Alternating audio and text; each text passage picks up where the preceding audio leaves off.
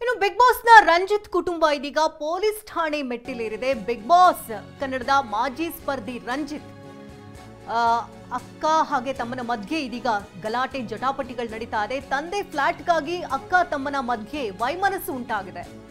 ಇಬ್ರು ಕೂಡ ಈ ಹಿಂದೆ ಒಂದೇ ಮನೆಯಲ್ಲಿ ವಾಸವಾಗಿದ್ರು. ನಂತರದಲ್ಲಿ ಈಗ ಸಪರೇಟ್ ಆಗಿದ್ದಾರೆ. ಜೀವ ಬೆದರಿಕೆ ಆರೋಪದಡಿ ರಂಜಿತ್ ಭಾವ ದೂರನ್ನ ಸಲ್ಲಿಸಿದ್ದಾರೆ. ಜಗದೀಶ್ ದೂರಿನ ಅನ್ವಯ ಎನ್ಸಿಆರ್ ಕೂಡ ದಾಖಲಾಗಿದೆ. ಸಿವಿಲ್ ವ್ಯಾಜ್ಯ ಕೋರ್ಟ್ ಮೂಲಕ ಬಗೆಹರಿಸಿಕೊಳ್ಳಿ ಅಂತ ಹೇಳ್ತಿದ್ದಾರೆ.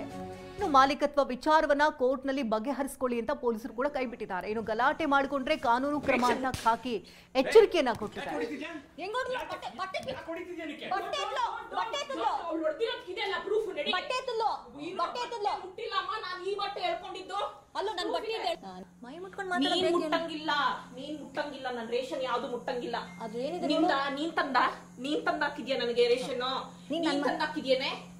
ದ್ರಾಕ್ಷಿ ಗೋಡಂಬಿ ಮಾನ ಮರ್ಯಾದೆ ಇಲ್ಲದೆ ತಿಂತಾ ಇದೆಯಲ್ಲ.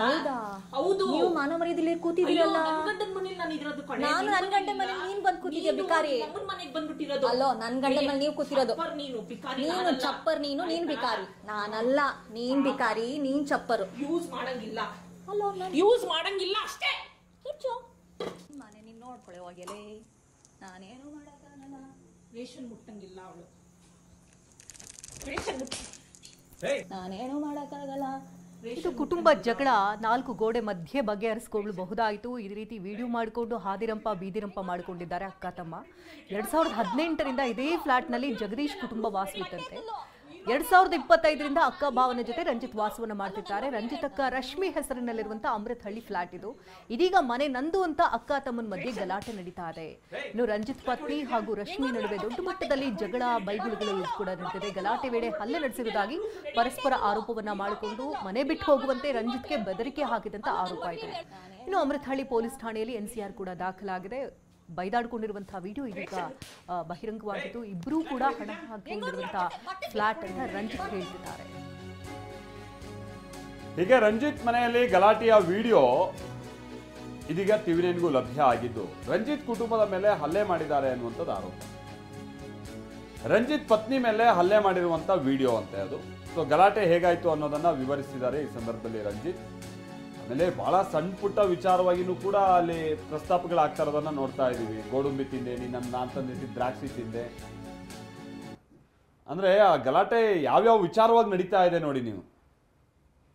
ಇಂಥ ಸಣ್ಣ ಪುಟ್ಟ ವಿಚಾರವಾಗಿನೂ ಗಲಾಟೆ ನಡೀತಾ ಇದೆ ಅಂತ ಅಂದ್ರೆ ಅದು ಎಲ್ಲಿಗೆ ಹೋಗಿದೆ ಅನ್ನುವಂಥದ್ದು ಇದು ಸರಿಪಡಿಸೋಕೆ ಸದ್ಯಕ್ಕೆ ಆಗದೆ ಇರುವಂಥ ಸಂಗತಿ ಇದು.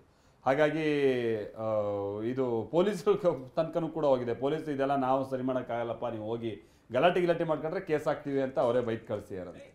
ಸೊ ಇರೋ ಒಂದು ಫ್ಲ್ಯಾಟಲ್ಲಿ ಬಹುಶಃ ಒಂದು 5-6 ಮಂದಿ ಇದ್ದಾರೆ ಅಂತ ಕಾಣಿಸುತ್ತೆ.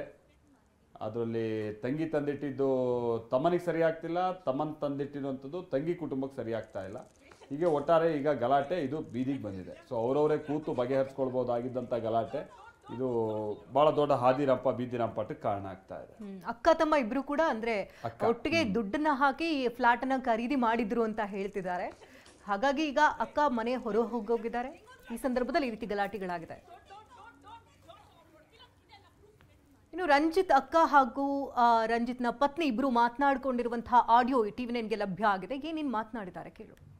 ಏನ್ ಗಲಾಟೆ ಏನ್ ಕಾರಣ ಆಯ್ತು, ಯಾಕಾಯ್ತು, ನಿಮ್ ಮೇಲೆ ನೀವು ಅಲ್ಲಿ ಅಟ್ಯಾಕ್ ಮಾಡುವಂತದ್ದು ಏನಾಯ್ತು ಅಂತ? ಸರ್ ನೀನ್ ಅಟ್ಯಾಕ್ ಮಾಡಿಲ್ಲ ಸರ್. ಅಟ್ಯಾಕ್ ಮಾಡಿದ್ರೆ ಅವ್ರು ಇರಲಿಲ್ಲ. ಬಟ್ ಇನ್ನೊಂದೇನು ಅಂದ್ರೆ ಅವರು ಒಳಗಡೆ ನಮ್ಮ ಮನೆ ಒಳಗೆ ಬಂದಿರೋದು.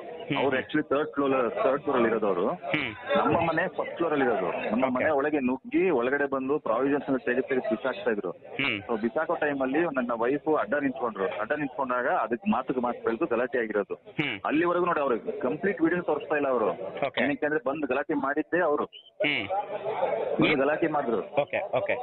ಇಲ್ಲ ಆಕ್ಚುಲಿ ಇದೇನಾಗಿದೆ ಸಿವಿಲ್ ಮ್ಯಾಟ್ರ್ ಇದು. ಅವ್ರು ನನಗೆ ಲೀಗಲ್ ನೋಟಿಸ್ ಕಳಿಸಿದ್ರು ಈ ಮನೆ ನಮ್ದು ಅಂತ ಅಂದ್ಬಿಟ್ಟು. ನಾನು ಅದಕ್ಕೆ ರಿಪ್ಲೈ ಏನ್ ಕೊಡ್ಬೇಕು ಅದು ರಿಪ್ಲೈ ಕೊಟ್ಟಿದ್ದೀನಿ ನಾನು.